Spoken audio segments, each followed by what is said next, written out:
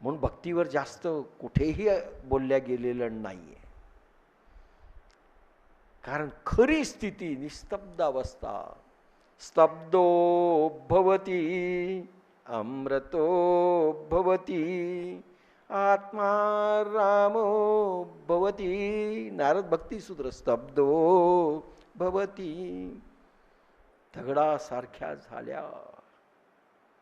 वाचा कशी झाली असेल, स्तब्धो भवती. आणि नारदानी एकच सांगितलं, यथा व्रज गोपिकाना, गोपिकांसारखी स्थिती झाली पाहिजे.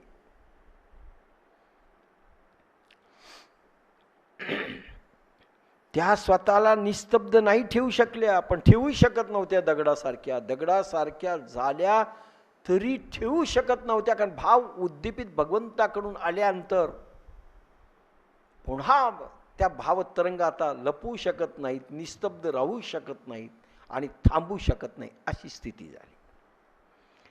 ज्या लपवत होत्या आपली भावदशा, ती अवस्था आता संपली. कारण भगवंताकडून ते लाटा लहरी आल्या. आता हल्ल्या लपवण्याचा म्हणजे एकदा तुम्ही तुमचा आहे ते माणूस दाखवत नाही ना, माणूस तितकंच बदमाश आहे. जे मनात ते दाखवत नाही आणि जे नाही ते दाखवतो.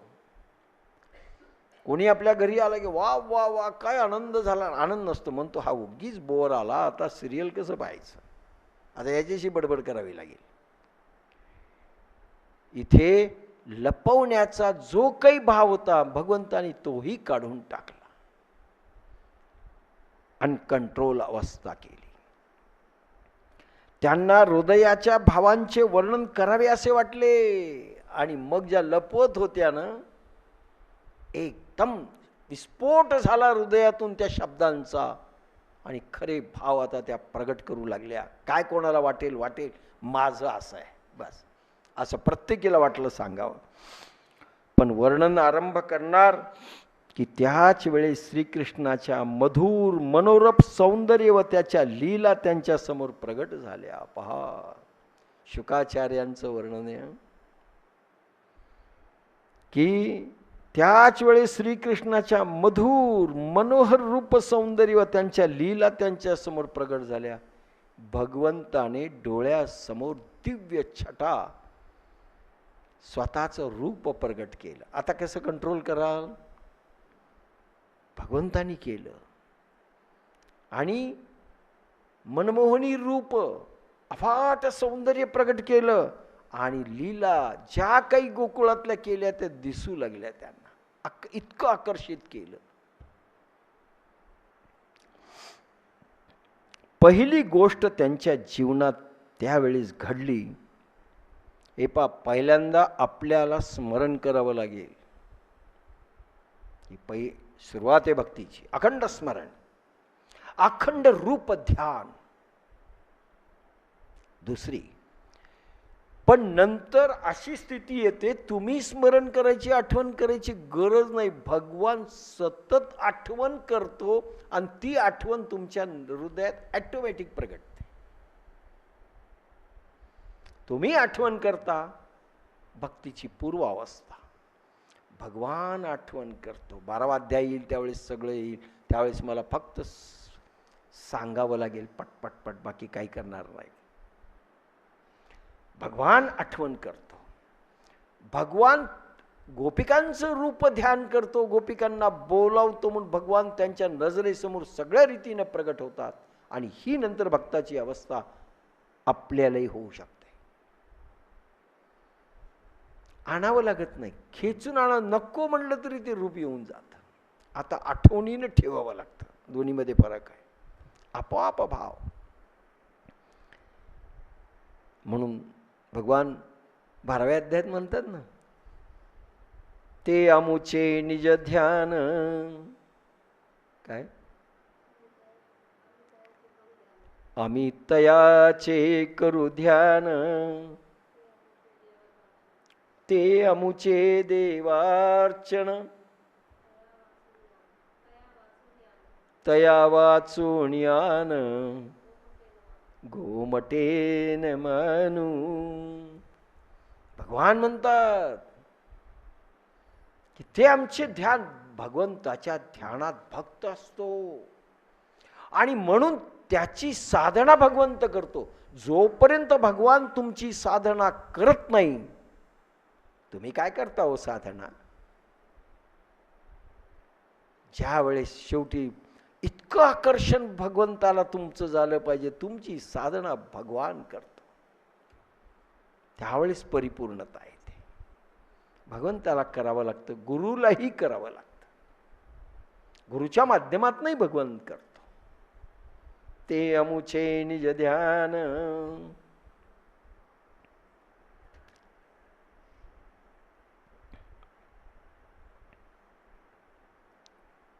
पहिली गोष्ट त्यांच्या जीवनात त्यावेळेस घडली की एकीकडे अंतर्जगतामध्ये कृष्ण मिलनाची प्रेम उत्कटता हा भाव त्या लपवीत होत्या.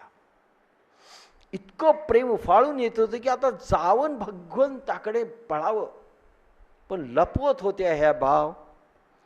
दुसरीकडे ते प्रगटीकरण करण्याचा भाव थांबतही नव्हता, कारण कृष्णाने तिकडून किरण फेकली. आत्ता पहा, मीरा का नाचली असेल मेवाडच्या रोडवर? नाचवलं की नाचली? लक्षात घ्या. आता मीरा समजेल.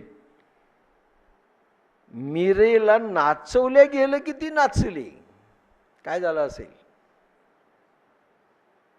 किती भावोत्कट दशा असेल मीरेची. म्हणून मीरा प्रतिगोपी आहे आधुनिक काळातली. ललिता नावाची गोपी ती मीरा बनलेली. प्रेमोत्कटता भाव त्या लपवीत होत्या. दुसरीकडे ते प्रगटीकरण करण्याचा भाव थांबतही नव्हता. आता तिसरी गोष्ट अशी झाली की ते भगवत सौंदर्य स्वरूप समोर प्रगट झाले.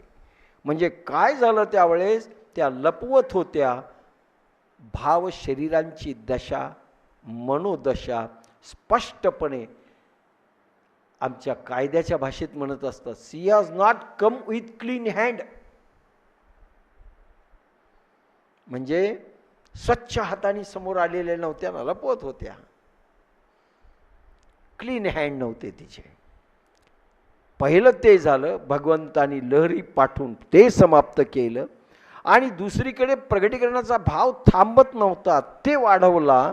आता तिसरी गोष्ट अशी झाली की ते भगवत सौंदर्य समोर प्रगट झालं. म्हणजे रूपध्यान काय करते लक्षात घ्या. आपल्याला एक मन भगवंताकडे ओढतं, दुसरं मन थांबवतं. पण रूपध्यान एकदा समोर जर आपण आणलं आणि प्रगट झालं तर त्या भावदशेला ते संपवतं. लक्षात घ्या. सायकोलॉजी, मानसशास्त्र लक्षात घ्या. का रूपध्यान करावं? स्मरण केलं किंवा जप केला म्हणजे झालं असं नाही. त्याच्याबरोबर त्याच ताकदीचं रूपध्यान ते अतिउत्कट भावदशेने झालं पाहिजे. जीवना वेगळी मासोळी प्रभू मिलनाची भाव, तैसा तुका तळमळी, ही भावदशा झाली पाहिजे. आणि मग रूपध्यान प्रगट झालं पाहिजे. म्हणजे रूपध्यान, स्मरण आणि भावोत्कटता तिन्हीचं इंजन लागलं पाहिजे. तेव्हा भक्ती समोर येते. त्या रूप माधुरीकडे पाहण्यात त्या इतक्या भावविभोर झाल्या. म्हणून म्हटलं ना, कधी समोर आणताना मी अनेकदा म्हणलं, तुळजाभवानीचं स्वरूप तुम्हाला फोटोमध्ये दिसतं. अनेक म्हणतात आमची तुळजाभवानी सुंदर दाखवली का? आता मूर्ती कशी असो, त्या मूर्तीचं तुम्ही ध्यान करू लागले तर सौंदर्य कुठे आहे? जो भगवान आणि भगवती जगदंबा तुमच्या समोर असेल, ती अप्रतिम सौंदर्य आहे तिचं, इतकं अफाट की तुमची नजर थांबू शकणार नाही. अरे स्वतः नारद इतके ताकदीचे राधा पाहण्याकरिता तिच्या वडिलांच्या घरी गेले. पाहिलं, मला दाखव ते रूप. पाहिल्यानंतर म्हणे आपण बेशुद्ध म्हणतो, एकदम भाव समाधीमध्ये पडले त्यांना, हेच नाही, रूप पाहू शकले नाही. ही नारदांचे हाल आहेत. कुठलंही याच्यावर त्राटक करतो, कुठलंही समोर आणतो, कसंही काही करतो. अरे भक्ती सौंदर्याची उपासना आहे, सत्यम शिवम सुंदरम. ते रूप सत्य असलं पाहिजे, ते स्वरूप शांत असलं पाहिजे, ते स्वरूप सुंदर असलं पाहिजे. म्हणून पहा, आणि भगवंतालाही सौंदर्य आवडतं. आता 110 किलोचा माणूस आणि बाई आवडेल का मला माहिती नाही, विचारू. किती सुंदर पाहिजे. कारण भगवंतानी ज्यावेळेस तुम्हाला जन्म दिला, तुम्ही अतिशय सुंदर आपण सर्वजण होतो. नंतर आपण काय व्हायचं ते झालं.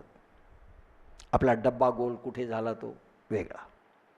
त्या रूपमाधुरीकडे पाहण्यात त्या इतक्या भावविभोर झाल्या. रूपमाधुरी, प्रचंड रूप,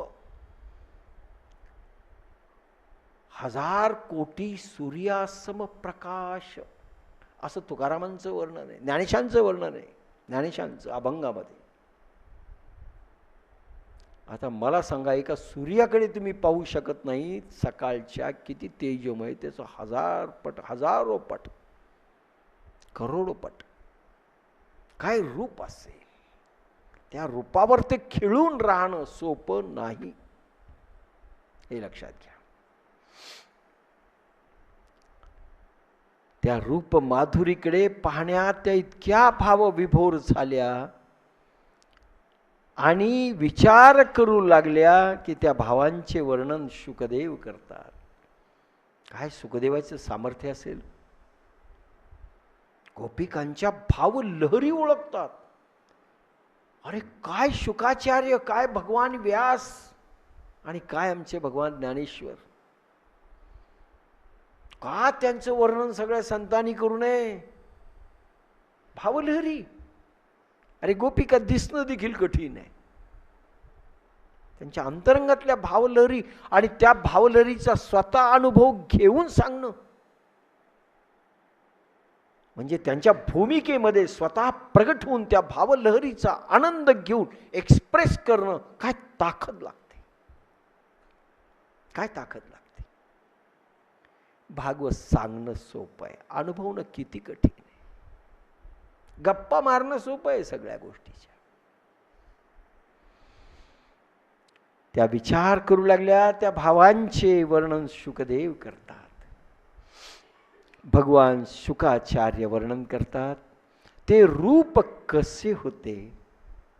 भगवंत जे त्यांच्या नजरेसमोर ज्या माधुर्ययुक्त भावानी प्रगट झाले, ते गोकुळामध्ये फिरत असतानाही ते रूप त्यांनी नाही दाखवलं.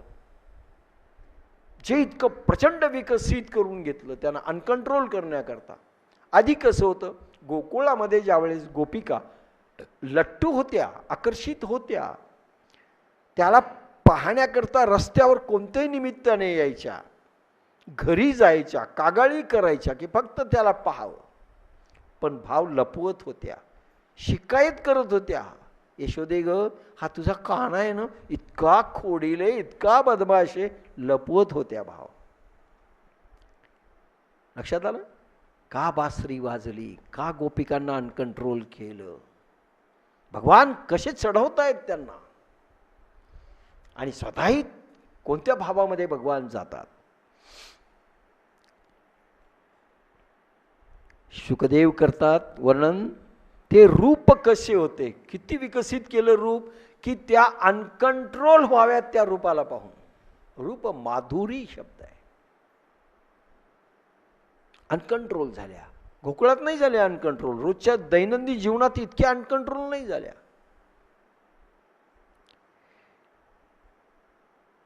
त्यांचे वर्णन करण्यास त्यांच्याजवळ शब्द नव्हते. त्या कसं भगवंताचं स्वरूप आणि सुंदरता आहे हे एक दुसऱ्याला आता ते सांगूही शकत नव्हते आहे, असा इतकं त्यांचं हे झालं. शुकदेवानी पूर्ण वर्णन केलेले नाही आणि शुकदेवाची वाचा बंद झाली.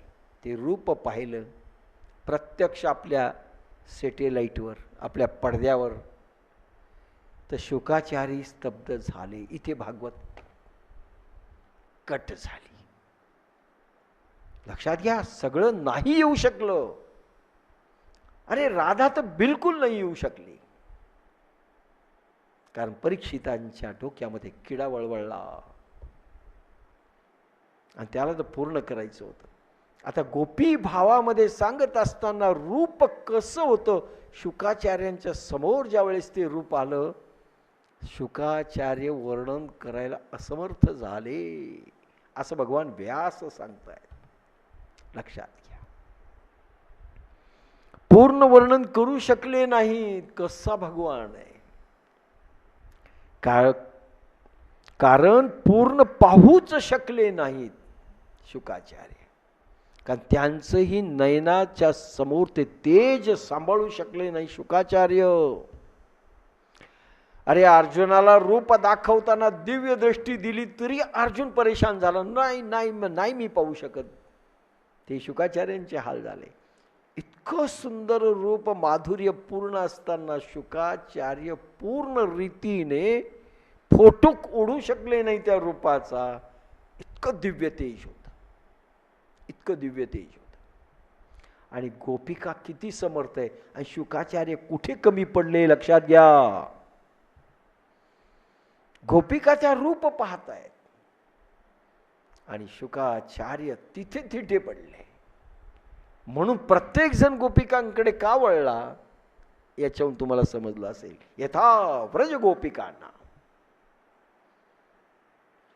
कारण पूर्ण पाहू शकले नाहीत म्हणून संक्षिप्त वर्णन केलेले आहे त्यांनी. म्हणून फार थोडक्यात आटोपलं शुकाचार्याने, नाही करू शकत वर्णन. जितकं ते पाहू शकले त्याचेही शब्दांकन ते पूर्ण करू शकलेले नाहीत. अरे जे पाहिलं त्याचंही वर्णन ते नीट करू शकले नाही. एखादा निसर्ग सौंदर्याचं वर्णन असेल, 4 कवी आणि 4 लेखक तुम्ही एकत्र करा, त्यांना दाखवा. प्रत्येक जण जे वर्णन करील ते सगळं वेगळं, पाहिलंय सगळं सारखं, पण शब्द जे प्रगटलेत ते भाव तरंग प्रत्येकाचे वेगळे, प्रत्येकाचे वेगळे. अरे ज्ञानेश्वरांची, ज्ञानेश्वरीमधली माधुरीयुक्त भाषा कुठल्याच संताला आलेली नाही आपल्या संत वाङ्मयामध्ये, जरी ते श्रेष्ठ होते तरी. कारण अंगात शब्दात शब्दात भाव तरंग माधुर्याचे प्रगट होते. काय माऊली असते. एकही ओवी दाखवा जिच्यात माधुर्य नाही, सुंदरता नाही, काव्य नाही, लवचिकता नाही, खोली नाही, विशालता नाही, काय नाही तिथे. गोड अगदी सरस्वतीची वीणा झंकारते अशा ओव्या झंकारतात. तेच बाकीच्या संतांचं साहित्य पहा, ते कमी नाहीत, पण भाव तरंग किती कोण ओढू शकलं आणि माधुर्ययुक्त भाषा प्रकट करू शकलं, त्या ताकदीवर संत वाङ्मय उभं राहत. लक्षात घ्या. आणि म्हणून तुकारामही म्हणतात, पायाची वाहन पायी बरी ब्रह्मादिक जासी घाली ओळंगणे इतर तुलने काय अति. ब्रह्मादिक देखील ओवाळून जावेत किंवा ओवाळणी करतायत तुमची. भगवान ज्ञानेश्वरा, मी पायातली वाहन आहे. किती माधुर्य भाव प्रगटले माऊलीमध्ये. जितकं ते पाहू शकले त्यांचे शब्दांकन ते पूर्णपणे करू शकले नाहीत.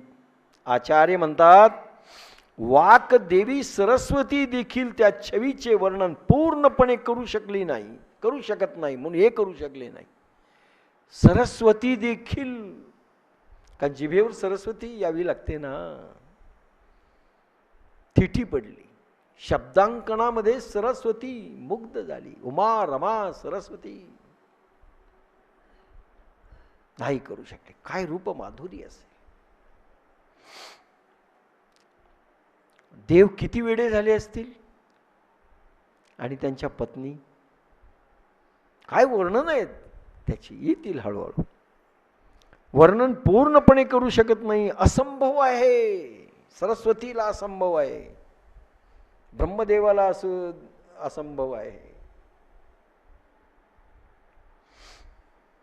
म्हणून तर ते म्हणतात तुकाराम, तुका म्हणे तुम्ही भाग्याचे गोपाळ, करंटे कपाळ अमुचेची. गोप बालांना पाहून गोपांगणाकडे तो वळत नाहीत. गोपांगणाविषयी ब्रह्मदेवांचे येतील पुढे. गोप बालांनाच पाहून म्हणतात तुम्ही किती भाग्यवान आहात रे, आम्ही करंटे आहोत. हे ब्रह्मदेवाचे हाल आहे. काय भगवान ह्या देशावर कृपा आहे त्याची.